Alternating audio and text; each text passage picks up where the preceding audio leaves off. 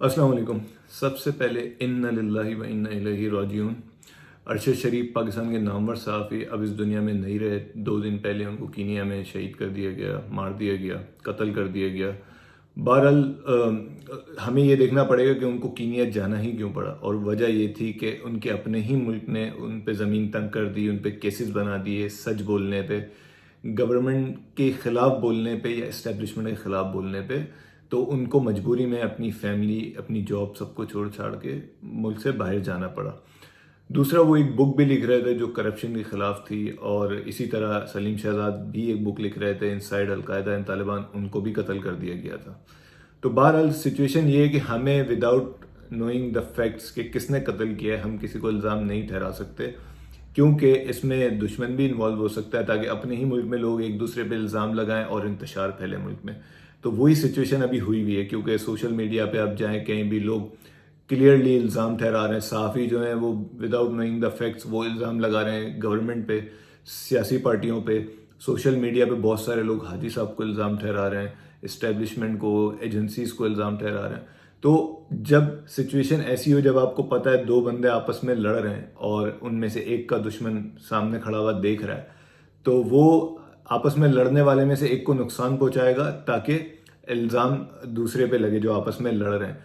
तो वही सिचुएशन यहाँ पे है। जब आपको पता है वो जर्नलिस्ट कीनिया में कत्ल हुआ है अरशद शरीफ, तो हो सकता है दुश्मन का भी हाथ हो सकता है, और ये दुनिया की एजेंसीज यही काम करती हैं कि ऐसे टारगेट्स करती हैं, ऐसे एक्शन लेती हैं जिससे मुल्क में इंतशार हो। आप अगर स्टोरीज पढ़ें किसी भी एजेंट की जिसने कभी बुक लिखी हो, तो वो ऐसे लिखते हैं। जैसे सोवियत में कोल्ड वॉर हुई, उसमें भी ऐसा ही था कि लोग बददिल तो थे सोवियत से, लेकिन मजीद उनको अगेंस्ट करने के लिए ये CIA ऑपरेशंस करती थी, और आज तक मूवीज आ रही हैं उसकी।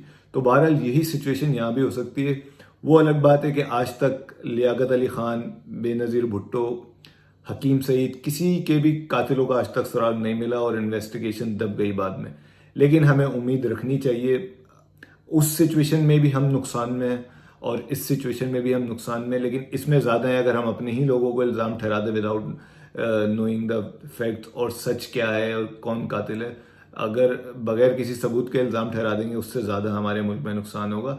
तो बहरहाल उनके लिए दुआ करते हैं कि अल्लाह उनको जन्नत नसीब करे और उनकी फैमिली को सब्र दे, क्योंकि ये कहना आसान है, क्या गुजर रही होगी उनकी फैमिली पे ये वही जानती हैं। उनके घर में एक ही मर्द था, वही सरबराह थे, और अब वो नहीं है इस दुनिया में। तो अल्लाह उनके लिए आसानियाँ पैदा करे। दूसरा, हमारे सहाफ़ी बरादरी, सहाफ़त जो है वो बिल्कुल या तो दाएं बाजू है या बाएं बाजू है। आधे सहाफ़ी बिल्कुल राइट हैंड साइड पे और आधे लेफ्ट पे हैं। कोई इस गवर्नमेंट के साथ है, कोई इस गवर्नमेंट के साथ है, कोई मुखलिस नहीं है अपनी ड्यूटी से। तो दुआ करते हैं ये भी मुखलिस हो जाएं, क्योंकि इनको अगर ये सच बोलते हैं 100%, तो इनकी जान पे ख़तरा आ जाता है, और आया भी है। जैसे हामिद मीर को भी गोली लगी, लेकिन किस्मत थी उनकी कि वो बच गए। तो ये है कि इनको इस किसी की फेवर करने से बाहर आना होगा। जो इनकी असल ड्यूटी है, जॉब है, वो आज़ादी सहाफ़त है। वो बिल्कुल रिपोर्टिंग करें जो अनबाइज्ड हो, जो फैक्ट है। एक बंदा करप्ट है, वो गलत हो सकता है, दूसरा करप्ट है, वो सही नहीं हो सकता, वो भी गलत है। तो हमारे यहाँ ये चक्कर है। बिल्कुल सियासी हुए हैं सहाफ़ी भी। दुआ करते हैं कि ये अपनी जॉब को मुखलिस तरीके से अदा करें, और ये कि अभी तो सिचुएशन ये है कि जिसको सच बोलना होता है उसको मुल्क से बाहर जाना पड़ता है, या अपनी जान जो है हथेली पे रखनी पड़ती है। दूसरा, दुआ करते हैं कि सहाफ़ी बरादरी में भी थोड़ी अकल आए, क्योंकि बगैर सच जाने वो इस टाइम इल्ज़ाम ठहरा रहे हैं सियासी पार्टियों को या इस इम्पोर्टेड गवर्नमेंट को कि ये कातिल हैं। इस तरह के काम गवर्नमेंट्स के नहीं होते, सियासी पार्टियों का इतना वो नहीं होता पोटेंशियल कि वो इस तरह के जाके कत्ल करें।